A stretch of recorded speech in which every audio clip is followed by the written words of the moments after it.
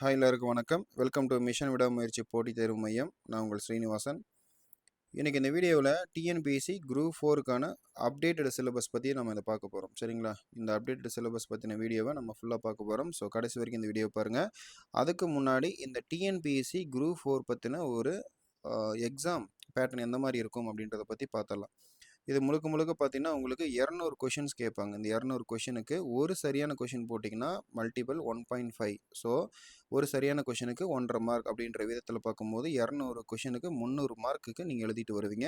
So 200 கொஷினுக்கு மொத்தம் எத்தனை ரைட்டான கொஷின்ஸ் அட்டன் பண்ணியிருக்கீங்களோ அதை நம்ம என்ன சொல்லுவோம், கட் ஆஃப் அப்படின்னு சொல்லுவோம்.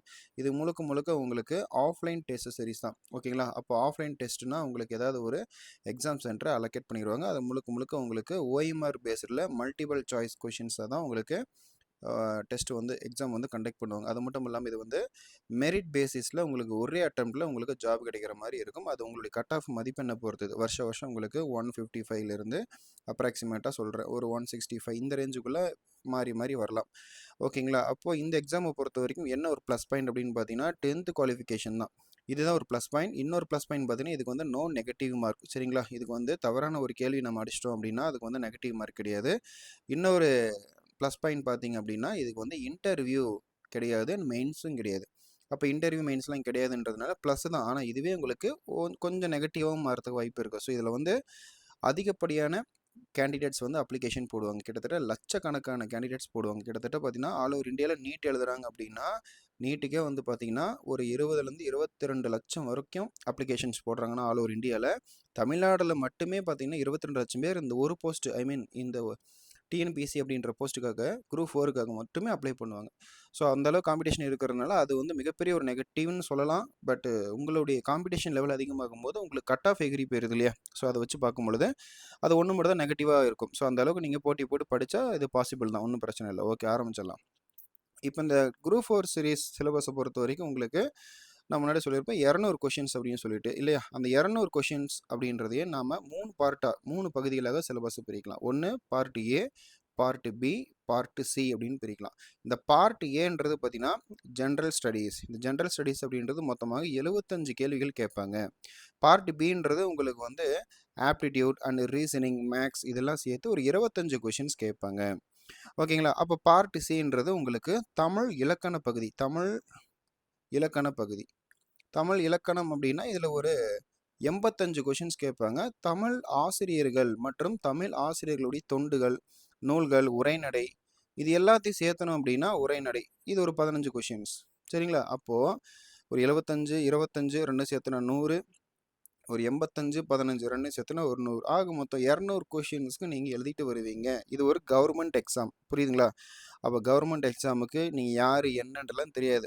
அவங்களுக்கு தேவை மார்க். நல்ல ஒரு மார்க் வேணும். அந்த மார்க்கை வச்சு எத்தனை சரியான கொஷின் அட்டன் பண்ணியிருக்கீங்களோ அந்த கட் ஆஃபின் அடிப்படையில் தான் உங்களை பணிக்கு அமர்த்துவார்கள். ஓகேங்களா? சரி, ஓகே, அடுத்து பார்க்கலாம். அதுக்கு முன்னாடி உங்களுக்கு குரூப் 4 எக்ஸாம் 2026 எப்போ வரும்னு பார்த்தீங்கன்னா டிசம்பர் 20 அன்னைக்கு வருது. டிசம்பர் 20 அன்னைக்கு வருது.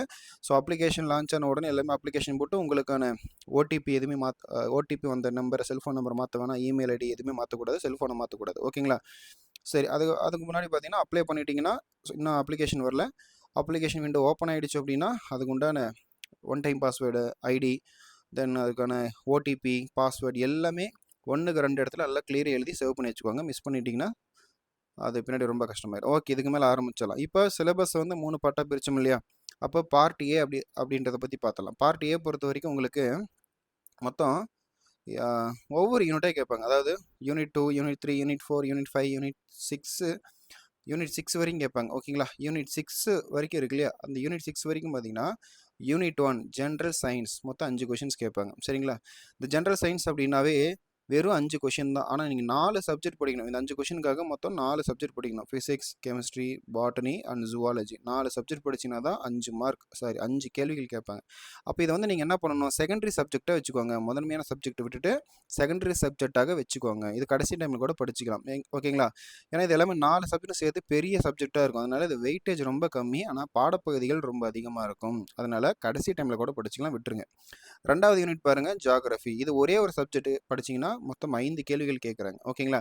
ஒரே ஒரு சப்ஜெக்ட் 5 கேள்விகள். பாருங்கள், earth location, physical features, monsoon, rainfall, weather, climate, water resources, இந்த rivers, soil minerals, natural resources, ஃபாரஸ்ட்லேருந்து ஆரம்பிச்சிங்க அப்படின்னா அப் டு கரண்ட் அவர்ஸ் வரையும் நீங்கள் அப்டேட் பண்ணிக்கிட்டே இருக்கணும். ஓகேங்களா? தென் ஜியாகிரபிக்கல் லேண்ட்மார்க்ஸ், இதெல்லாம் ரொம்ப ரொம்ப முக்கியம். ஸோ கரண்ட் அவர்ஸ் அப்படின்னு தனியான ஒரு யூனிட்டில் கேட்க மாட்டாங்க. சில முக்கியமான பாடப்பகுதிகளில் இருந்து உங்களுக்கு கரண்ட் அவர்ஸை அட்டாச் பண்ணி கேட்பாங்க. அதனால் the Hindu, Dinamani and news and Google இதெல்லாமே நீங்கள் ரெஃபர் பண்ணிகிட்டே வர்றது உங்களுக்கு வந்து கரண்ட் அவர்ஸ் பொறுத்த வரைக்கும் ரொம்ப சேஃப்டி. ஓகேங்களா? ஸோ கரண்ட் அவர்ஸ் நீங்கள் மனப்பாடம் பண்ணக்கூடாது, டெய்லியும் அப்டேட்டபிள் தான். அடுத்தது யூனிட் 3 பொறுத்த வரைக்கும் history, culture of India and Indian national மூவ்மெண்ட்டை பொறுத்த வரைக்கும் 10 கொஷின்ஸ் கேட்குறாங்க. அப்போ ஹிஸ்ட்ரியும் ஐஎன்எம்மையும் கலந்து உங்களுக்கு கேட்குறாங்க பார்த்தீங்களா? அப்போ உங்களுக்கு வந்து கண்டிப்பாக சொல்லலாம் இது முக்கியமான ஒரு பாடப்பகுதி. கண்டிப்பாக இண்டஸ் வேலி சிவிலைசேஷன் ஹிஸ்ட்ரியிலேருந்து ஆரம்பிச்சிங்க அப்படின்னா அது அப்படியே ஐஎன்எம் அப்படியே போய் ஜாயின்ட் ஆயிரும். பாருங்கள், இங்கே விஓ சிதம்பரனார், தந்தை பெரியார், இதுலேருந்து ஆரம்பித்து அப்படியே போய்கிட்டே இருக்கும். செக்குலர் ஸ்டேட் வரைக்கும் நீங்கள் முடிச்சிடணும். ஓகேங்களா? அடுத்தது பார்த்தீங்கன்னா யூனிட் 4 பொறுத்த வரைக்கும் இந்தியன் பாலிட்டியில் 15 கொஷின்ஸ் கேட்குறாங்க. ரொம்ப ரொம்ப முக்கியமான ஒரு பாடப்பகுதி. டிஎன்பிஎஸ்சிலேயே பார்த்தீங்கன்னா ஒரு ஆணிவேர் அப்படின்னா தமிழ் இலக்கணம், அதுக்கு அடுத்தபடியாக இந்தியன் பாலிட்டி, அதுக்கு அடுத்தபடியாக மேக்ஸ். இந்த 3 சப்ஜெக்ட் தான் இந்த குரூப் 4க்கே மிகப்பெரிய ஒரு பில்லார், ஒரு தூண் அப்படின்னு சொல்லலாம், ஆணிவேர் பகுதின்னு சொல்லலாம். அந்த ஆணிவேரில் இந்த இந்தியன் பாலிட்டி ஒன்று. இந்திய அரசியலமைப்பை பொறுத்த வரைக்கும் உங்களுக்கு 15 கொஷின் கேட்குறாங்க அப்படின்னா இந்த இந்திய அரசியலமைப்பு குரூப் 4க்கு மட்டும் இல்லை, நீங்கள் இது ஒன்று நல்லா ஸ்ட்ராங்காக இருந்துட்டீங்கன்னா group 1, group 2, group 4, group 2A, சரிங்களா, குரூப் 2A இது எல்லா எக்ஸாமுக்குமே எஸ்ஐபிசி, ஃபாரஸ்ட், டெட்டு, இந்த மாதிரி எல்லா எக்ஸாமுக்கும் உங்களுக்கு யூஸ்ஃபுல்லாக இருக்கும். அப்போது நீங்கள் constitution of India, making of the constitution, preamble, salient features of constitution, union, state, territory எல்லாமே படிச்சிங்கன்னா அப் டு கரண்ட் அவர்ஸ் வரைக்கும் நீங்கள் அப்டேட்டில் வச்சுக்கிற மாதிரி இருக்கும். ஸோ கரண்ட் அவர்ஸ் பொறுத்த வரைக்கும் உச்சநீதிமன்றம், தலைமை நீதிபதி, பிரதமருக்கு கொடுக்கப்பட்ட முக்கியமான விருதுகள், ஸ்டேட் பாலிசிஸ், இது எல்லாமே நீங்கள் என்ன பண்ணிக்கணும், கரண்ட்டில் வச்சுக்கணும். அடுத்து பார்க்கலாமா?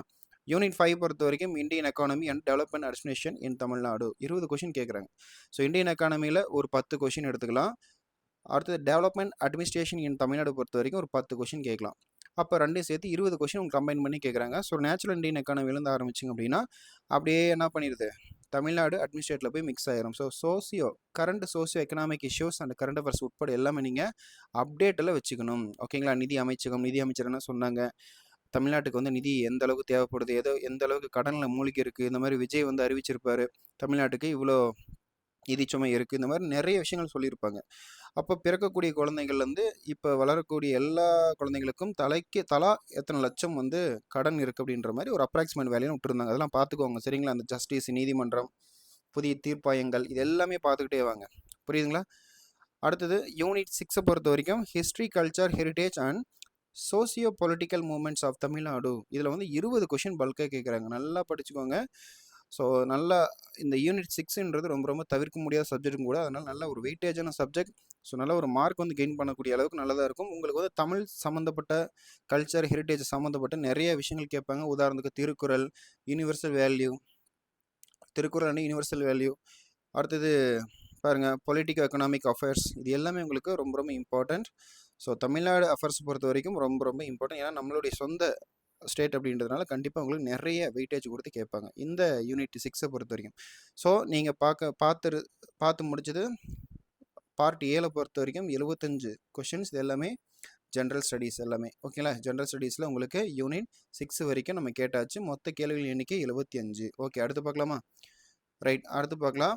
பார்ட் பியை பொறுத்த வரைக்கும் உங்களுக்கு 2 பாகமாக பிரிப்பாங்க. இதுவும் உங்களுக்கு 10ஆம் வகுப்பு தரத்துலேருந்து தான் 25 கொஷின்ஸ் கேட்பாங்க.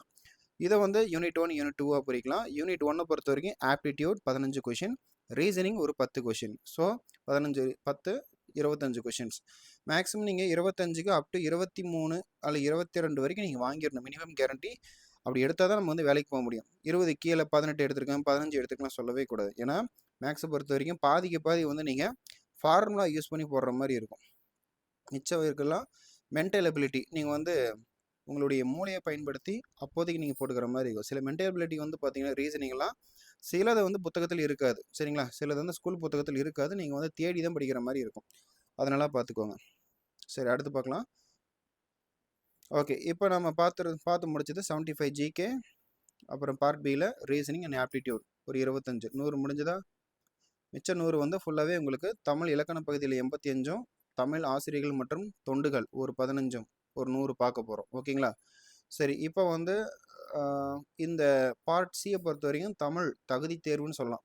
தமிழ் தகுதி தேர்வு மற்றும் மதிப்பீட்டு தேர்வு. இது வந்து தமிழ் தகுதி தேர்வும் இதே தான். இதில் வாங்குற மார்க் ஃபுல்லாகவே உங்களுக்கு மதிப்பீட்டுக்கும் உள்ள அடங்கிடும். அதாவது கட் ஆஃபில் ஆட் ஆகிட்டே வரும். புரியுதுங்களா? ஓகே. இப்போ குரூப் 1 குரூப் 2ல எடுத்துக்கிட்டிங்கன்னா ப்ரிலிம்ஸை பொறுத்த வரைக்கும் உங்களுக்கு அதில் வரக்கூடிய ஒரு சில தமிழ் வினாக்களுக்கு வந்து ஜஸ்ட் எலிஜிபிலிட்டி தான், தகுதி மட்டும் தான். அது வந்து நீங்கள் மெயின்ஸ் போனதுக்கப்புறம் அந்த எலிஜிபிலிட்டி ஸ்க்ரீன்ஸ் என்ன சொல்கிறது, ஒரு அந்த ஸ்க்ரீனிங் டெஸ்ட் அப்படின்றதுக்கான வேல்யூ இருக்காது, அவ்வளோதான், முடிஞ்சிடும். ஆனால் குரூப் 4 பொறுத்த வரைக்கும் நீங்கள் வாங்குற ஒவ்வொரு மார்க்கும், ஒவ்வொரு கேள்வியினுடைய மார்க்கும் ரொம்ப ரொம்ப ரொம்ப இம்பார்ட்டன்ட். ஏன்னா இது வந்து பார்த்தீங்கன்னா தமிழ் தகுதி தேர்வு மற்றும் மதிப்பீட்டு தேர்வு. இந்த தமிழ் தகுதி தேர்வும் எஸ்எஸ்எல்சி தரத்தில் 100 கேள்விகள் கேட்கப்படும். ஸோ 100 × 1.5 அப்படின்னா ஒரு 150 மார்க் இதில் வந்து அடங்கியிருக்கு. 300க்கு 150 மார்க் இதில் வந்து அடங்கியிருக்குன்னா பாதிக்கு பாதி இதுதான் உங்களுக்கு மார்க் வந்து வாரி வழங்கி வேலையை வாங்கி தரும் அப்படின்னு சொல்லலாம். இதில் வந்து ஒரு 6 யூனிட் வரும். தமிழ் இலக்கண பகுதியில் 6 யூனிட் வரும். ஓகே. இதில் பார்த்தீங்கன்னா தமிழ் இலக்கணம் 25 கேள்விகள் கேட்பாங்க. அழகு 2 பொறுத்த வரைக்கும் சொல்லகராதி 15 கேள்விகள் கேட்பாங்க. ஓகேங்களா? நான் அப்படியே வேகமாக சொல்லிக்கிட்டே வரேன், நோட் பண்ணிக்கோங்க. அழகு 3 பொறுத்த வரைக்கும் எழுதும் திறன் 15 கேள்விகள் கேட்பாங்க.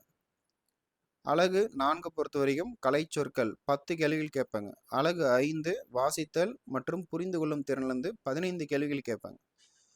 அழகு 6 பொறுத்த வரைக்கும் எளிய மொழிபெயர்ப்பு 5 கேள்விகள் கேட்பாங்க. அழகு 7 பொறுத்த வரைக்கும் இலக்கியம், தமிழ் அறிஞர்கள், தமிழ் தொண்டு இதிலேருந்து 15 கேள்விகள் கேட்பாங்க. அப்போது முன்ன சொன்ன மாதிரி தமிழ் இலக்கணம் பொறுத்த வரைக்கும் உங்களுக்கு 85 கொஷின்ஸும், தமிழ் அறிஞர்கள் மற்றும் உரைநடை 15 கொஷின்ஸும், மொத்தம் 100 ஆச்சா? இதுக்கு முன்னாடி ஒரு 100 பார்த்தோமா? மொத்தம் 200 கொஷின்ஸ். ஒரு சரியான கேள்விக்கு 1.5 மார்க் ஆகும். மொத்தம் 300 மார்க்குக்கு எழுதுவீங்க. நீங்கள் 200 கொஷின்ஸ்க்கு எவ்வளோ சரியான கொஷின்ஸ் அட்டன் பண்ணிக்கீங்களோ அதுக்கு பேர் கட் ஆஃப். முன்னாடியே சொல்லியிருப்பேன். இந்த கட் ஆஃப்ன்றதுக்கும் மார்க்குன்றதுக்கும் நிறைய பேர் கன்ஃபியூஷன் ஆயிடுறீங்க. ஓகேங்களா? அப்போது உங்களுக்கு வந்து மார்க் வந்து நீங்கள் டோட்டல் மார்க் இருக்குது 300க்கு டோட்டல் மார்க் இருக்குது. கட் ஆஃப் எப்படி கண்டுபிடிக்கலாம் அப்படின்னா டோட்டல் மார்க் டிவைடட் பை 1.5. அதாவது நீங்கள் வந்து 1.5 வகுக்கணும். டோட்டல் மார்க்கு டிவைடட் பை 1.5 வகுத்தீங்கன்னா உங்களுக்கு கட் ஆஃப் கிடச்சிடும். கட் ஆஃப்னா மொத்தம் சரியான கேள்விகள், எத்தனை சரியான கேள்விகள் அடிச்சிருக்கீங்க, அதுதான் கட் ஆஃப். ஓகேங்களா? அப்போ பாருங்கள், நீங்கள் தமிழ் அப்படின்ற இந்த கான்செப்டை நீங்கள் 2ஆக பிரித்து படிக்கணும். ஏன்னா தமிழ் தான் வந்து உங்களுக்கு தமிழ் தகுதி தேர்வு மற்றும் மதிப்பீட்டு தேர்வு எலிஜிபிலிட்டி கம் ஸ்கோரிங் செஷன். மொத்தம் 100 கேள்விகள். அதில் ஒன்று வந்து இலக்கணம், மற்றொன்று தமிழ் ஆசிரியர்கள். அப்போது இலக்கண பகுதியிலிருந்து உங்களுக்கு 85 கேள்விகளும், இலக்கியம் மற்றும் தமிழ் ஆசிரியர்கள், தமிழ் தொண்டுகள் பொறுத்த வரைக்கும் 15 கேள்விகளும், மொத்தம் 100 கேள்விகள் கேட்குறாங்க. நீங்கள் புரிஞ்சு நல்லா தெரிஞ்சு படிக்க வேண்டிய நல்ல அண்டர்ஸ்டாண்டிங்கான செஷன் வந்து இலக்கண பகுதிகளில் ஒரு 75% நீங்கள் புரிஞ்சு படிக்கணும். மிச்சம் ஒரு 15 to 25% வந்து நீங்கள் மனப்பாடம் பண்ணி படிக்கக்கூடிய அளவுக்கு இருக்கும்.